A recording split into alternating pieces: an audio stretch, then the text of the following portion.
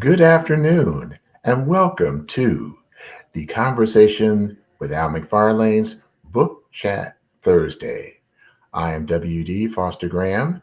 I am the book review editor for Insight News, and I will be your host today on this on this during Black History Month. We provide stimulating, robust, inspiring, and informative conversation from all aspects of the Black and African diaspora. We are fast approaching 2,000 subscribers. So if you like our content or and love to see more of it, like, share, and subscribe. Um, Today's topic is the anthology Black Media in Minnesota, in its tradition, practice, and vision. Now, before I introduce the amazing sisters that become part of this anthology and this vital topic in our community, I'd like to make a couple of announcements regarding Black History Month literary events here in Minnesota. Uh, the Minnesota Black Authors Expo event that was scheduled for Saturday, February 8th at the Apple Valley Library in Dakota County has been canceled due to winter storm advisory conditions.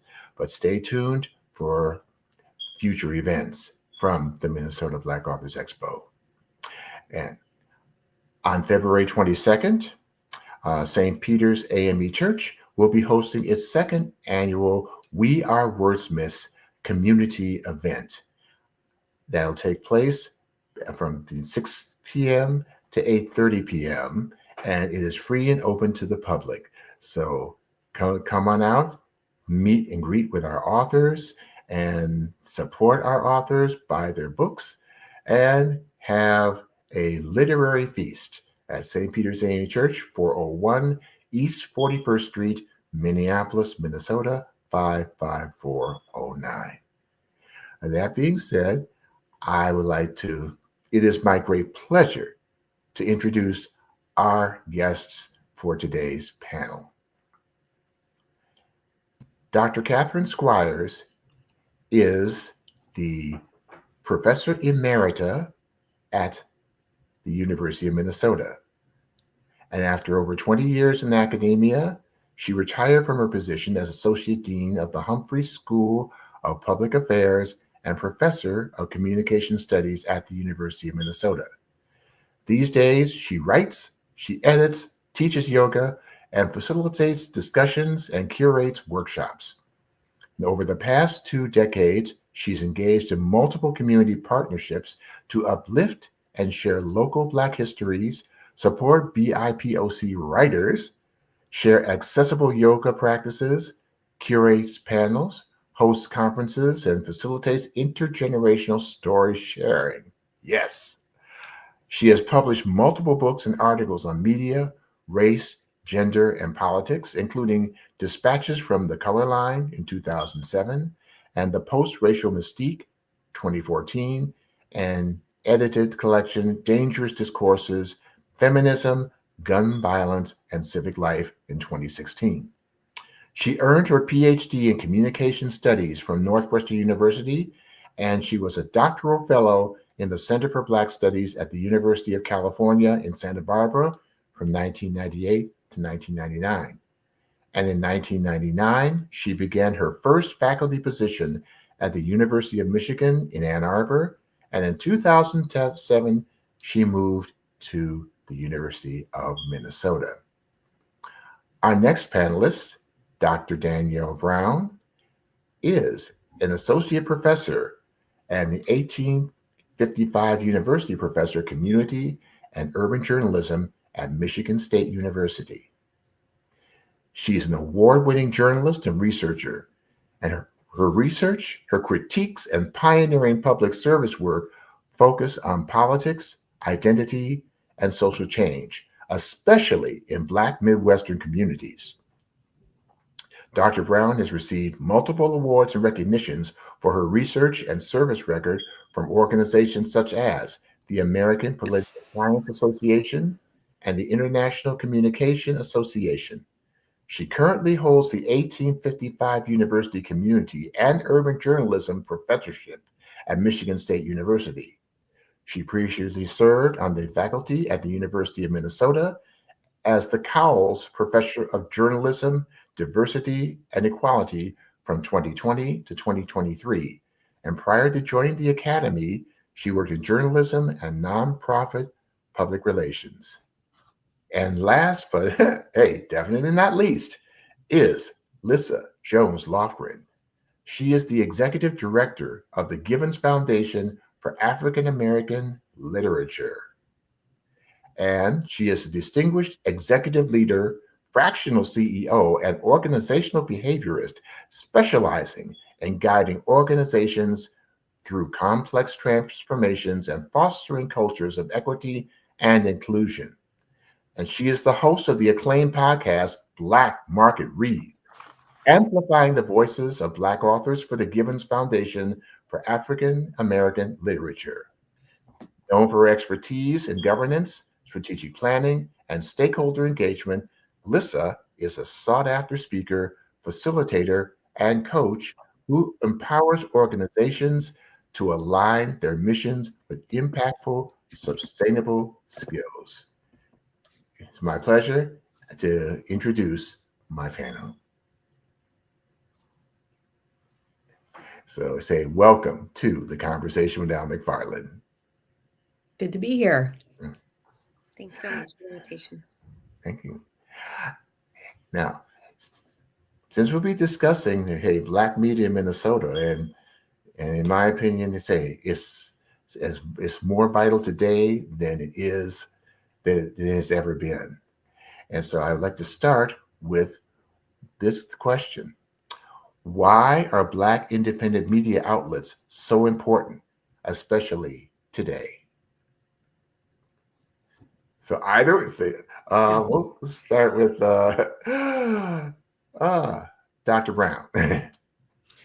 Yeah, thanks. And what a great question to start off with. I mean, I think everything that we build is always, especially as a Black community, is imaginative and vital for our existence. And so the media is simply one of those places that we were able to innovate and create a space for our own safety and our own creative, imaginative world that often isn't included in mainstream spaces.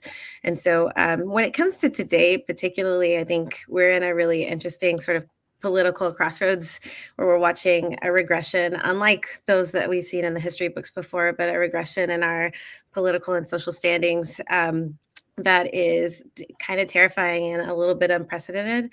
But what we do have a precedent with in Black communities is resilience and finding these spaces and outlets where we can continue to create our communities, to sustain our communities, and to not let them be broken by the challenges that come and try to tear us apart in lots of different ways, as we, again, have seen historically. And so I think Black media will stand as one of those spaces and continues to stand as one of those spaces as an outlet where we have a safe space for free expression, a safe space for innovation, and for speaking to each other in ways that resonate appropriately. The Black media has always served as a place for us to be able to do that. And I think that while it may not resonate, especially with younger people, exactly like it did in the early 1900s, it certainly is a space that continues to have the same kind of foundations and opportunities for Black people to get together in community and to share knowledge, information, and experiences. So true, so true. Dr. Squires? Well, I echo all of that, of course, what Dr. Brown said. And also, I think today, Black media might be even more important because of the ways that disinformation can spread so quickly. So having a set of media resources and individual journalists and publications that folks know and trust and can pass along and recommend to each other in ways that make sense to everyone and give us a sense of not only that we're going to get the information we need, but we are getting it from sources that we know are not being co-opted and, quite frankly, being put out there to bamboozle folks. So I think that the Black media have been doing this kind of work since the very beginning. And I think, a lot of the folks, I'm going to just do a shameless plug. Here's the book. A lot of the folks who contributed to the collection show how over history it's been so important for us to have independent spaces that we control, that we can guarantee access to other Black people, so that when other folks, people like Elon Musk, people like the current president, decide that they want to mold what used to be a communication space for everyone. Let's think about Twitter, which is now known as X. They want to mold it into a vehicle just for white folks to dominate. And they get to decide what the algorithm looks like. They get to decide whether or not they're going to say that you are even allowed to be on the platform. They can shut you down anytime they want to. It's very important for Black folks to always have our hands on whatever emerging media technology there is, so that we have a space that we can guarantee we can curate and keep out the nonsense. That is so true, because in these days when we're talking about the attempts to erase our history and or to say say that misinformation, that sort of thing, yeah, this is something that's vital. Could you share with us and then how the anthology came into being? Well, I know that Mr. Al McFarlane, whose show we are on today, was working with the folks at In Black Ink to think about how we could put together a collection that shows how much strength there is in Black media in Minnesota and, as Dr. Brown was saying, the broader Midwest. So when we think about the Midwest, a lot of folks on the coast say it's flyover territory. And as we saw in the last election, mainstream media like to pretend that states like Minnesota and Michigan and Ohio are pretty much just full of white people, except for maybe a couple places in a few cities.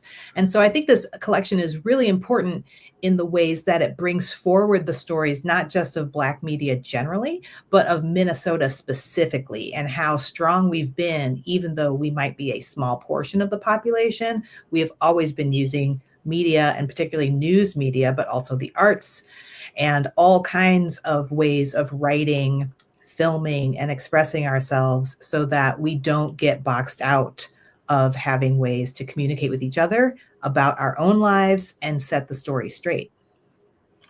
And speaking of saying that story, I'd like to our viewers to have you share what the history is of the Black press, because in this quote, is this digital age. A lot of our younger viewers kind of forget where we started from and how it came about, and the need for Black press. Sure. I mean, I will defer to Dr. Squires as Black press historian to provide all of the various examples that I will probably not be able to provide on the fly. But I will just say, so I can pipe in here, that the Black press has been around for a very long time, and it's in all of the different eras of how Black people were able to show up in American history. The Black press has been by its side as a place of where we know some of the best and brightest of our stories.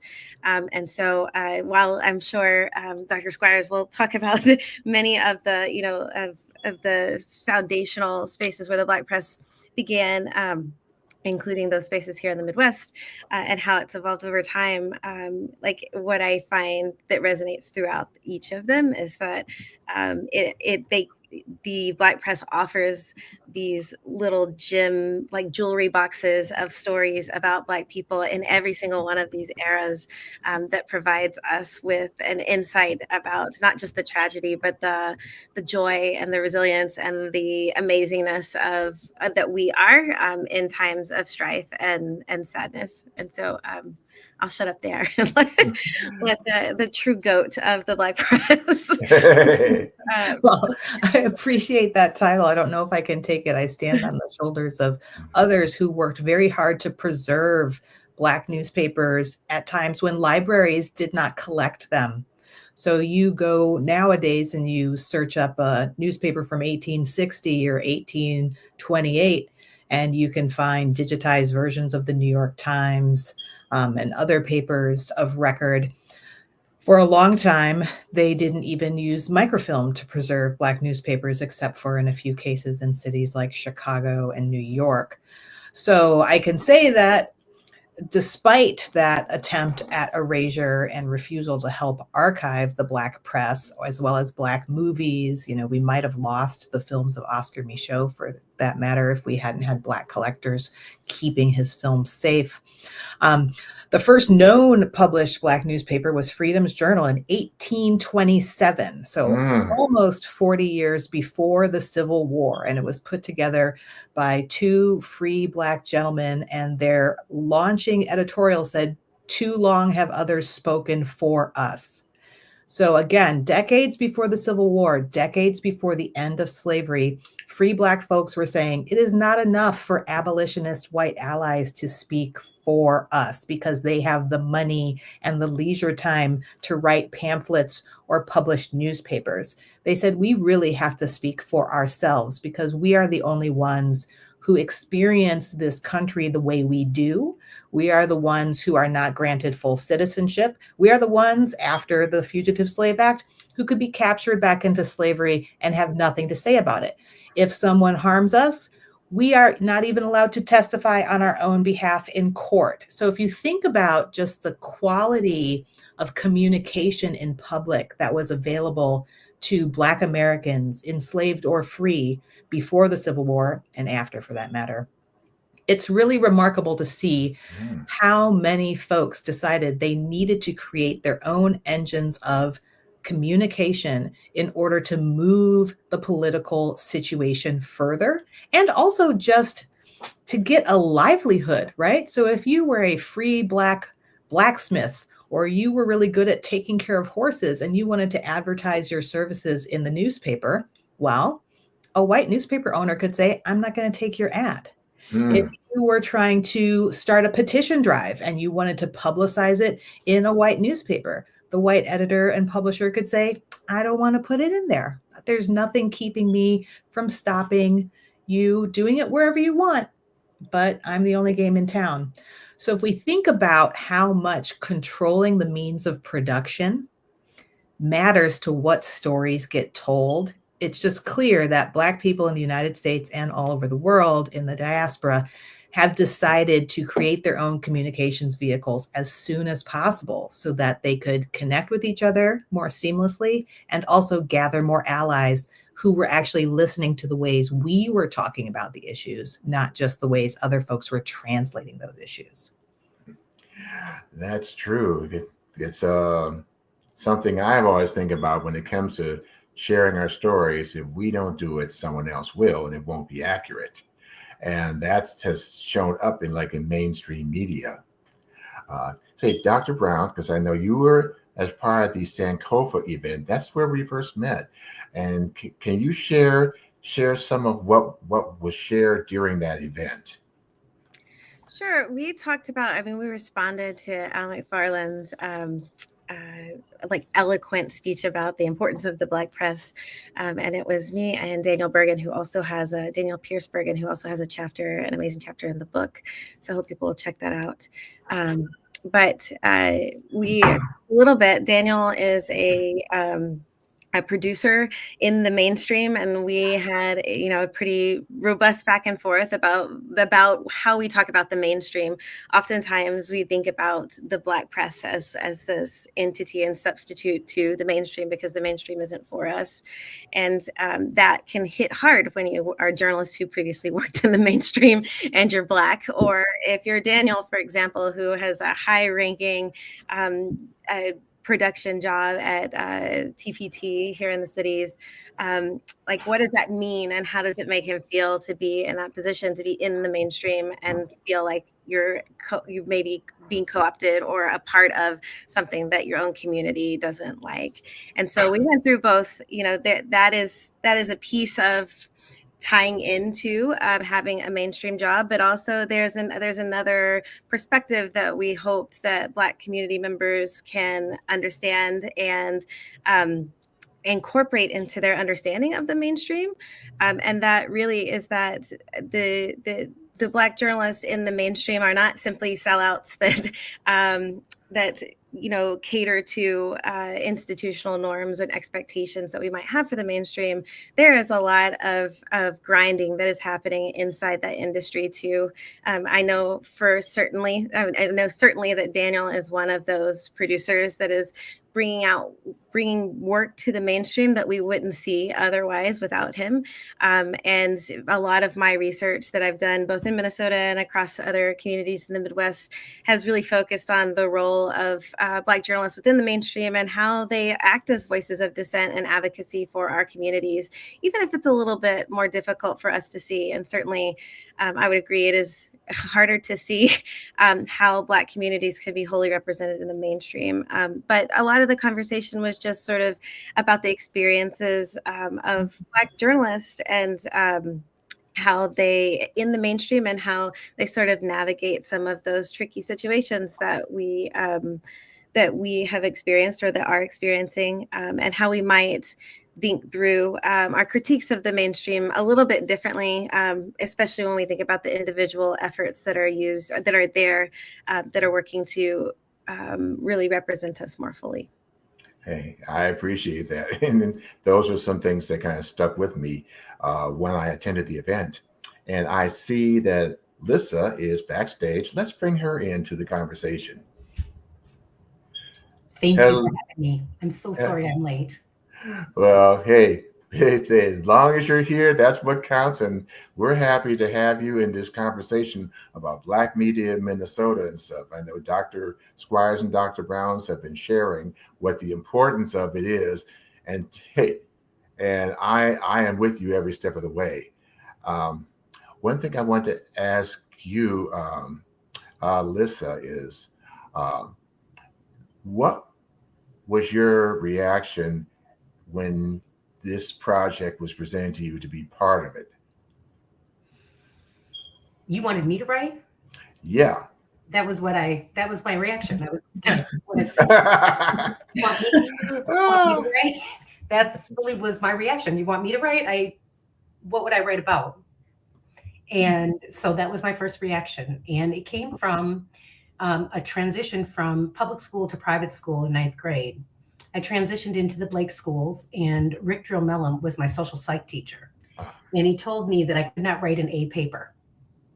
And I realized that for, 40 years, I probably said more than wrote, and that it all came back to him. So when Raquette and Anura asked me to be a part of this project, it was like a freeing that I didn't know I needed. Hey, and just taking this to another step on that, since as the director of the Givens Foundation, tell our viewers about the Givens Foundation role in the Black press and Black media.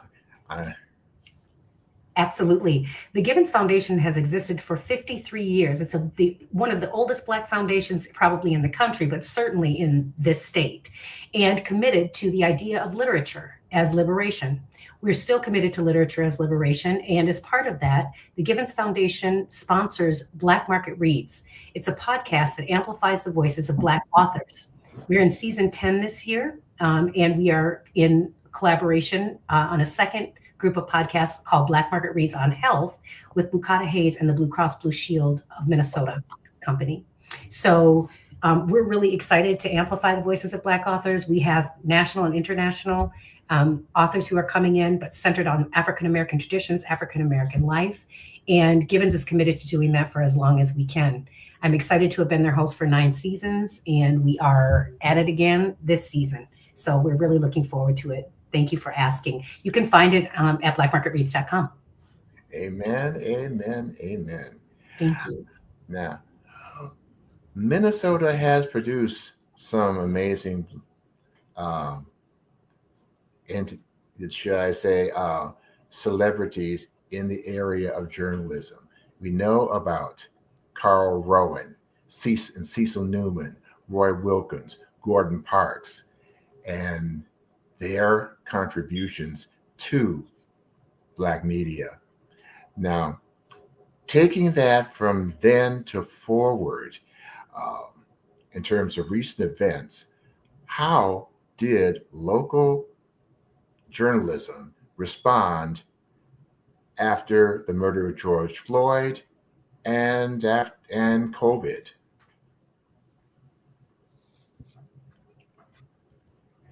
Yeah. Go ahead. Go ahead. I want Dr. Brown to go ahead because I know that a huge part of her recent work has been drilling down into the details of just that and how important it was to have Black journalists here in Minnesota be part of that. Okay. It was critical. And don't let me get too nerdy with the detail.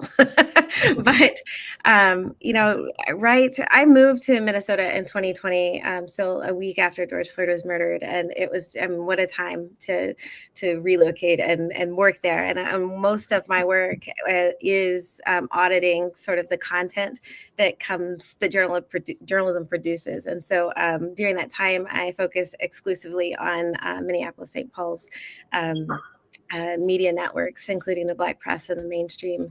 And I think, post 2020, those first couple of weeks, or post George Floyd's murder and the first few months of COVID, what we think about the mainstream as being like not reflective of Black communities and not reflective of our voices. That's exactly kind of what we saw in that initial coverage. There were a lot of problems with that in the mainstream, and you see advocacy presses and Black presses and some of our digital spaces that are also producing news like Unicorn Riot coming in and kind of saving the day for everybody, because they're providing a narrative that gives us our full humanity. It's not just riots and smoke and fire. It was so much more than that. We're not just coughing and dying. It's so much more than that. And the impact on our community is much. It was bigger than what we could see from mainstream coverage. But with sort of this, push for reckoning, you can kind of see narrative shift over time. So if you look a month out, or actually a couple weeks out after George Floyd was murdered, or a couple months after COVID sort of had settled into our communities and started rampaging in the ways that it did, you can see journalism sort of look back and be a little more reflective, especially the mainstream. And this is where you can start seeing partnerships between some of our Black and ethnic presses in the mainstream. You can see voices that may have been, further in A16 or A17 in the paper show up on the front page. You can see a narrative shift from there's fire to the police, slash tires of protesters in downtown Minneapolis. And so you do see a shift, at least temporarily, in some of the broader narratives and a more sort of full humanity of Blackness across media spaces that I can say, like, now in 2025, I don't know that it was fully sustained in terms of the progress that narratives were able to make, but certainly we could see some cute differences. And I credit a lot of that to some of those agitators and change makers and change agents inside the mainstream that were unwilling to let this one slip by again, or unwilling to let their editors change these words or see it from this one-sided view that maybe they had seen it from before. So that's sort of the cliff notes of some of that research that I did there in the cities.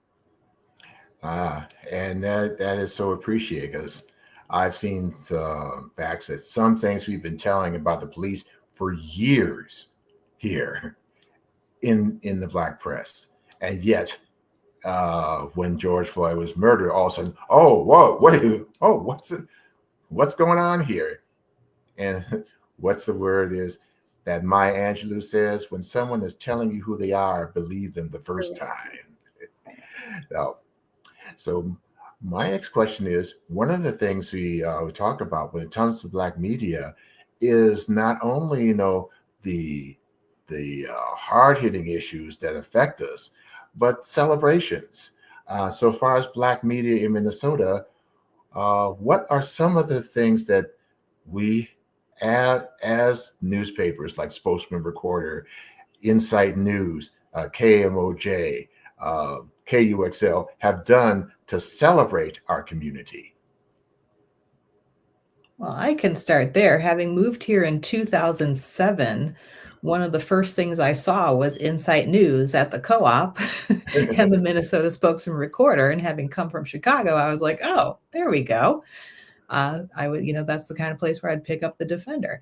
And so I found out about Rondo because I was looking at Black newspapers, and I realized me and my family were renting a house in a place called Rondo, which I would not have known, even though I was sent tons of information about Minnesota and the Twin Cities from the university that hired me.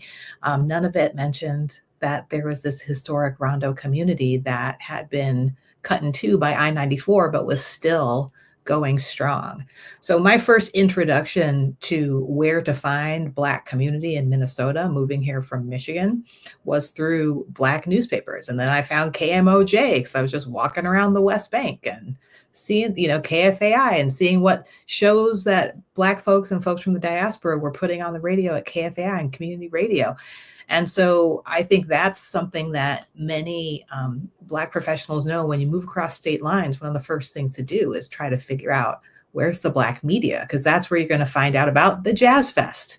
I wouldn't have known about Selby Jazz Fest, even though I lived a couple blocks away, had I not been picking up the paper. Right. So it's those things that seem small to outsiders, but if you don't want to bust your budget on a lot of publicity in mainstream news, if you want to make sure that people in the community know what's going on without breaking your bank, so you can deliver a wonderful art exhibit or an opportunity for kids to hear some music or for elders to come together, then having that independent Black media as a resource for community to see what's happening over the summer or in the fall or back to school is really, really key. And it really shows that great variety of experiences, talents, and treasure that are part of our communities.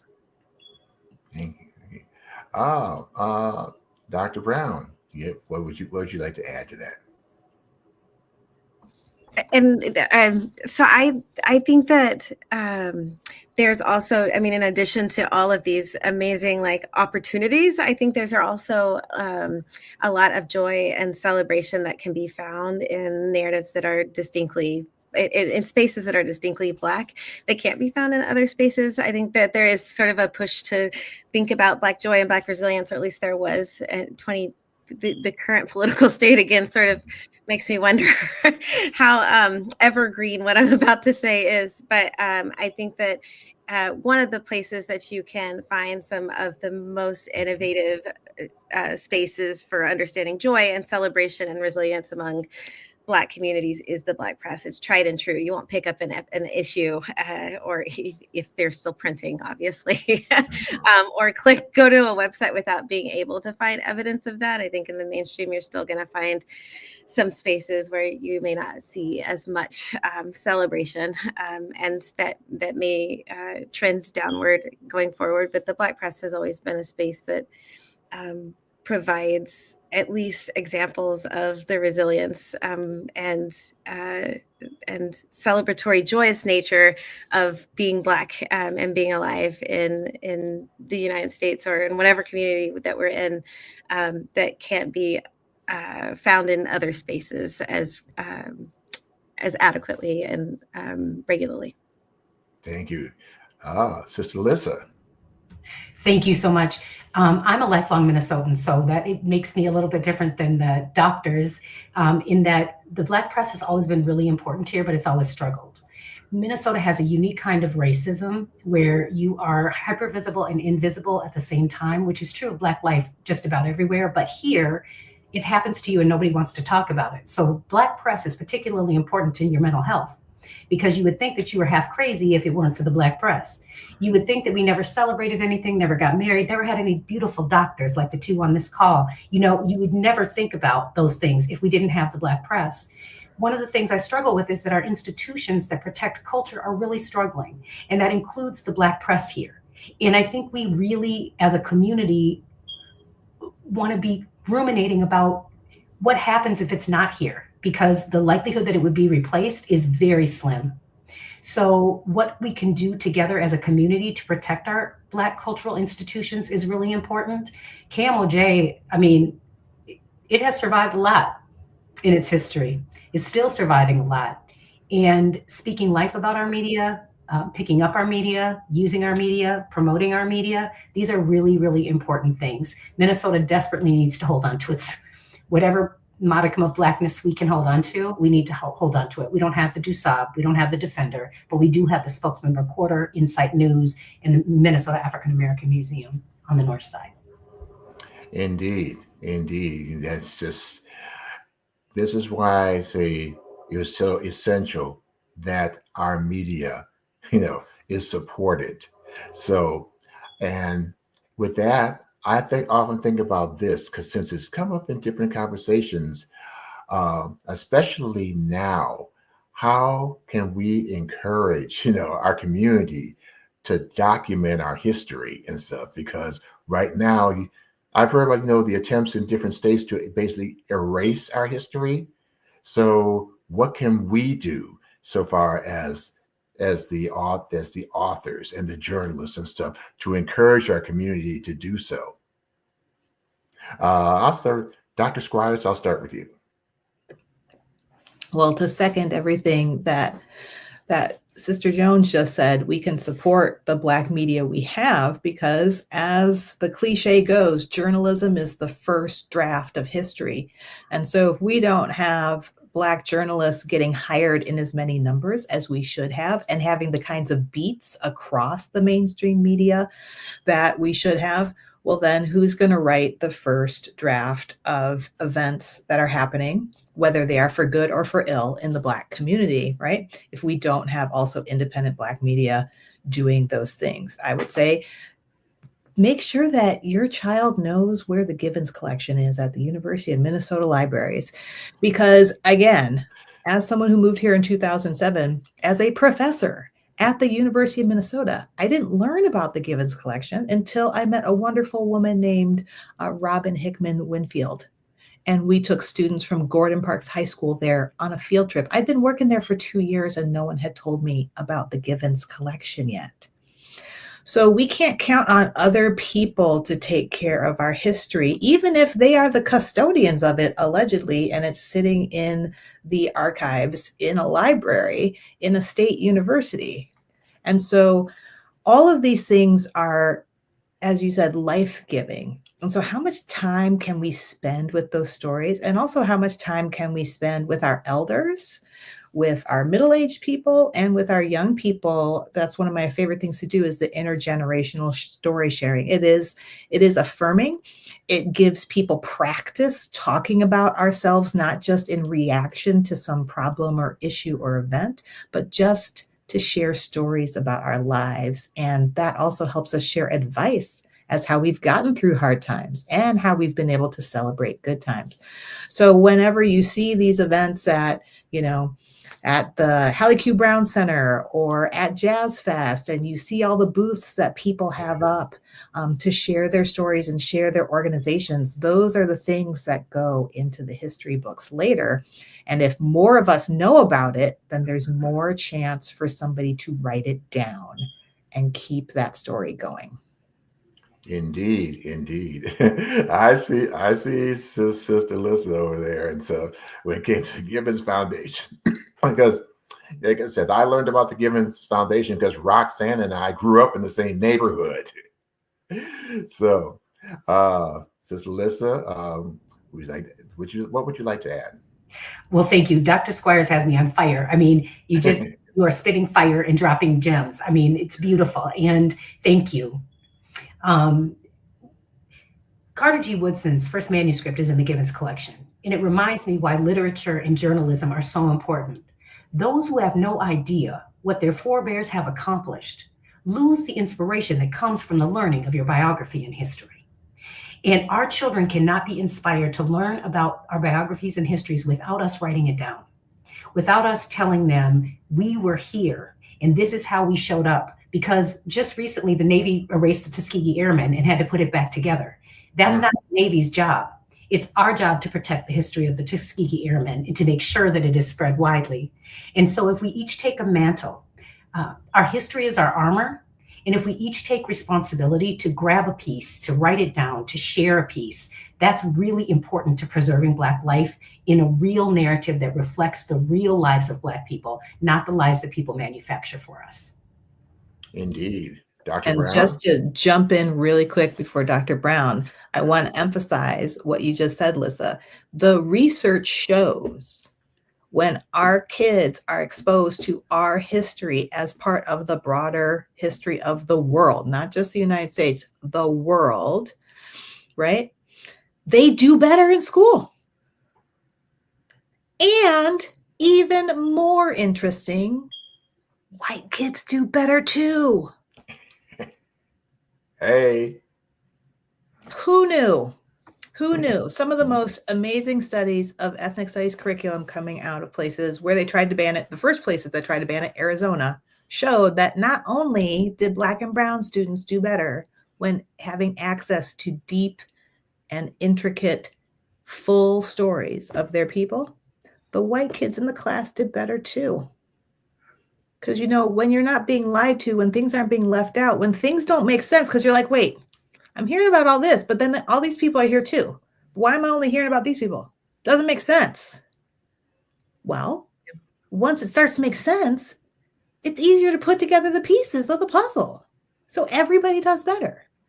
So that's the kind of thing we need to say to people too. It's not just that our history helps us. It helps everybody. Like, I want mine first, so I want my kids to see it first. But it helps it's not taking anything away from anybody else. And that's the myth that we have to break down. It's not taking anything away from anybody else. This zero-sum idea of history is bogus.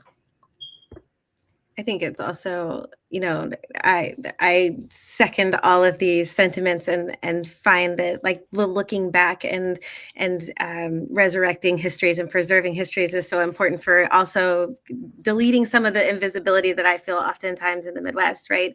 Midwestern, Minnesotan racism, but as I have learned as someone who lived in Indiana and in Michigan, broader Midwestern racism is very different from the South where I grew up.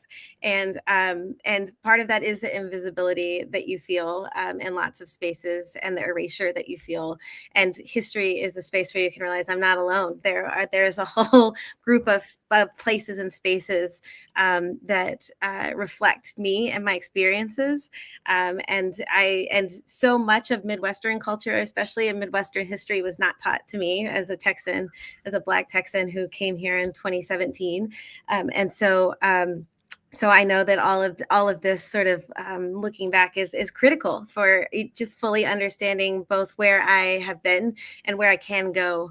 But I think to the original question just about inspiring people to document history, I also would encourage people to look forward, look forward at the spaces and places that you record your own life, and know that those are very much going to be some of the first drafts of history that we have now. And I would like to encourage, especially young people who might be listening, to engage in youth media programs. There are many around the cities that are fantastic. They give you opportunities to do more than just be a TikTok influencer, but really to tell the stories of your community. There are so many activists that are keeping the histories alive there in Rondo, for example, that Dr. Squires was talking about. And it's amazing to see all the work they're doing that maybe mimics some of the traditional ideas of storytelling and journalism that are more traditional, but also that are full of art and poetry and new ways of storytelling that are increasingly being adopted by audiences and understood by audiences, media audiences. And so I just would encourage people to look forward to at their own media making and interest in it, and know that you too can be a part of the history recording that we do as we try to preserve as many narratives that we can about what it's like to live right now for those that will be, will walk the roads of life and the years, decades, and centuries that we have going forward. Thank you, Dr. Brown. I'd like to take a moment to share something that Al McFarlane wrote in this anthology. So I'd just like to have your take on it. The Black press began with the sole intention of being a contrast to what was in the white press.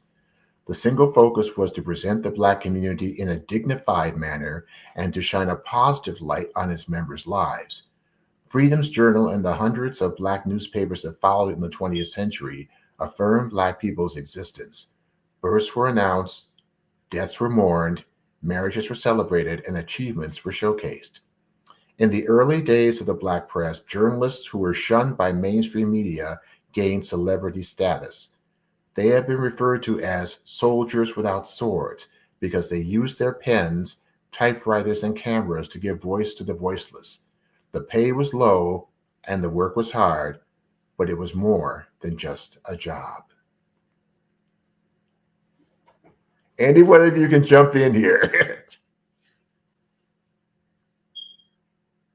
Well, I think the work is still hard and the pay is probably still low. I think that endures. I think Al really does understand that the Black press is resistance. It's a movement of resistance. It's saying, you can say whatever you want to say about Black life, but I'm going to tell you how it is, and how Black life is full, and how it's different, and how it's Black as a culture and not a color. I mean, it's a resistance movement. KMOJ is resistance. Insight, Spokesman, resistance movements. They exist outside of the mainstream to tell the stories we need to have told in the way we need to be, in the way we need to hear them and read them. So I absolutely agree with that. Indeed. Dr. Squires. Well, yes, second all of that. And also to Dr. Brown's earlier point about those Black journalists and media makers who do work within legacy media or mainstream media. To showcase your community, nobody should have to make a choice between making a great salary or just an okay salary, right? And so those disparities that we see in pay, those disparities that we see in the amount of resources that people are able to bring to bear, the amount of journalists they're able to hire at any given time, we see that. And the whole news media industry is actually in a shakeup because that they haven't really recovered since they figured out the internet was going to be competition. I'm sure Dr. Brown can say more about that. And so we also have the legacy of last hired, first fired for many Black journalists, or when the trends about being multicultural are no longer considered trendy, then, those topics go away.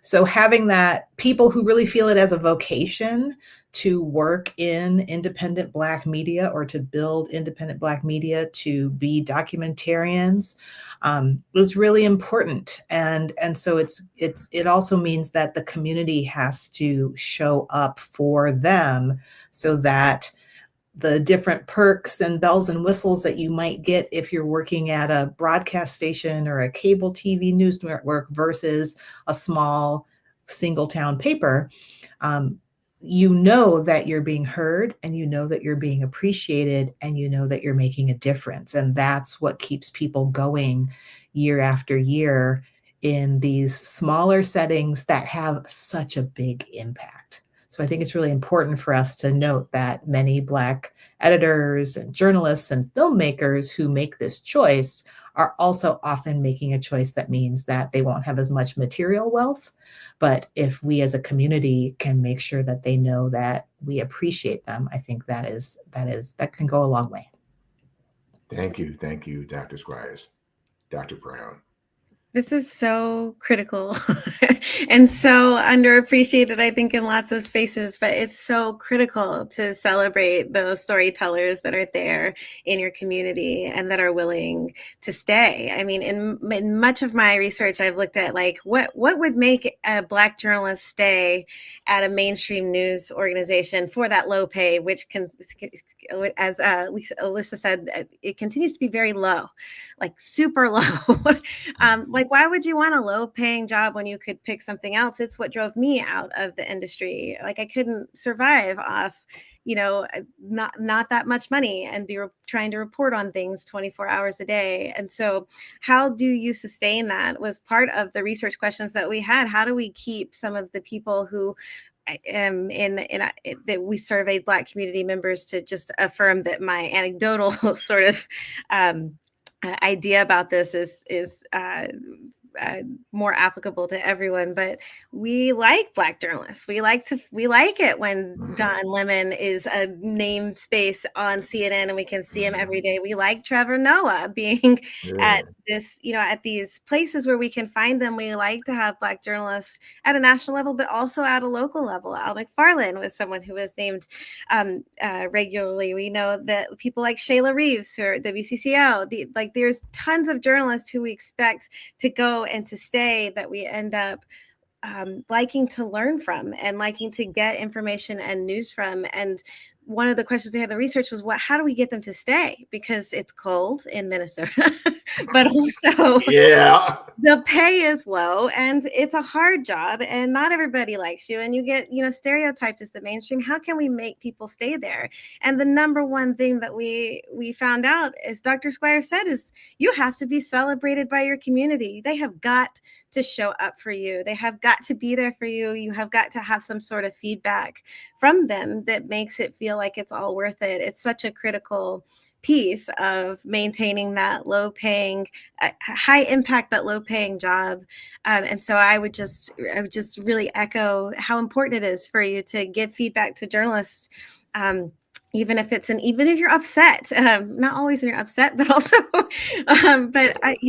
give feedback to journalists when they've covered something that you didn't normally see in the Star Tribune, or that you loved how it was represented in the Spokesman Reporter, or everybody needs that kind of feedback so that they have sort of the energy to pursue on in what is advocacy at its best within journalism. So true, so true. And so these conversations are very inspiring to me as this, say, baby boomer brother who didn't often hear about things about our history and what's going on in the community until I was older. So I appreciate each and every one of you, indeed. So thank you. WD, if I may just interject really quick to put a pin on Dr. Squires and Dr. Brown, they're really right. When I was on KMOJ for 15 years, they gave me the name Queen. I mean, who does that? And they always saw about me and they looked out for me. And I retired myself, 2 or 3 years ago. And I just came from 3 events and everybody's like, could you please get back on the radio so we can talk about what's happening right now? I was thinking to myself, it's my community that made me and it's my community that kept me. And I think that that's true. That's what keeps people in place. That is true. I second, like the Smokey Robinson, I second that emotion. Now, there's the question I have for all of you as contributors, and it's something I asked during my conversation. What advice would you give to your 13-year-old self from where you are now? Well, Queen, I'll start with you. Do not let anyone rob you of your historical imagination, because it will also rob you of your dreams. So protect it and keep it and work on it. Thank you. Dr. Brown. I think I would tell 13-year-old me that this sense of defiance that was really sort of gnawed out of me, this pushback that I had against many things that I heard and saw and felt, that it's not something I should, that it's something that I should keep close instead of loose, because I think oftentimes I I didn't know where to place sort of a sense of defiance and resistance to the norms. But there is a place for that. Thank you. Dr. Squires. I would say to my 13-year-old self, being celebrated as a first isn't necessarily the biggest celebration you should aspire to. And definitely being the only is never an aspiration in a predominantly white institution. Indeed. Now, I also want to take a moment to give a shout out to Raquette CSR for her role in bringing this book to life. Raquette, you're out there. Hey, we acknowledge you, Queen. And so that being said, where can our viewers purchase Black media in Minnesota? Well, they can go to a couple of bookstores, one in St. Paul called Subtext, which is downtown St. Paul. And since I'm repping St. Paul, that's the one that I'll talk about. I believe you can also get it through In Black Ink on their website. You absolutely can. And from the other side of the river, we'll rep Stride Bookstore, Mary Terrace and her group. Whenever we can buy books from Black people, that's a good thing. Indeed. Okay, and so Dr. Brown, okay, so far as bookstores over there in Michigan, where would you recommend our viewers purchase? I don't know that we have this in Michigan, but definitely the In Black Ink website has different spaces that can be found. But I would also encourage, if anybody needs a copy of my chapter, we are able to provide those to people. And so I'm happy to send along my copy of my chapter if somebody's not able to purchase or acquire a book. But also, if you need someone to help you acquire a book, please let me know. Hey, thank also, you. to jump on that, ask your local library to order a copy. Mm-hmm. That's another way for us to make sure that our history is more accessible, is asking our public libraries to support independent Black publishers so that more people who still go to libraries or who use those online searches looking for Black history can get more hits, because it's in the library, and public library systems are one of those trusted resources that social studies and English teachers tell their students to use when they're doing research. So please ask your local public library if they have Black media in Minnesota or other titles that are published by local Black publishers. Thank you for mentioning that, Dr. Squires, because it just so happens that I comprise a list of books by Black authors, and that list is now part of the Minnesota Library Association. So so you can say, here we are. These are their books. It's under their anti-racism resources section on their website, and it is the process of being updated. So definitely, talk to the people, your local library, because they say, what's the word? A closed mouth doesn't get fed.